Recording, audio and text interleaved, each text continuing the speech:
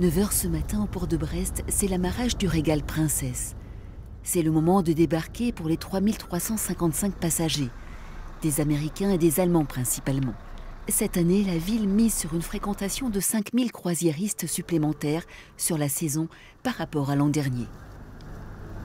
C'est surtout le fruit d'un travail en amont parce que pour capter en fait cette clientèle, on se doit d'aller sur des salons aux États-Unis et ailleurs pour vendre la destination auprès des armateurs. Comme quoi Brest aussi c'est un beau port et qui sait accueillir donc les visiteurs. Des visiteurs choyés, une noria de car les emmène flâner dans la ville de Brest ou en excursion dans tout le département, avec l'aide de guides locaux. C'est mon premier paquebot brestois. C'est une opportunité déjà pour faire découvrir ma région et puis bien sûr pour travailler et pour pouvoir en vivre. Donc allier l'utile à l'agréable.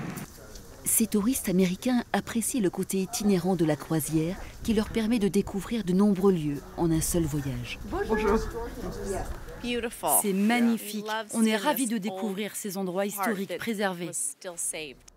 Un mode de transport qu'ils continuent de plébisciter, même s'ils sont parfaitement conscients qu'il est très contesté pour la pollution qu'il génère. Quand 3300 personnes arrivent toutes par le même bateau, c'est plus rationnel, plus efficace que si chacun était venu avec sa propre voiture. Donc c'est la meilleure façon pour venir visiter la ville. En moyenne, chaque croisiériste dépense 72 € lors d'une escale, soit une retombée économique de 2 millions d'euros pour le territoire de Brest. Ce commerçant, d'habitude fermé le lundi, a choisi d'ouvrir exceptionnellement aujourd'hui. Ça dépend de l'escale en elle-même, en fonction de si c'est une dernière escale pour les passagers. C'est le type de passagers aussi. Il y a certaines nationalités qui sont plus dépensiers que d'autres.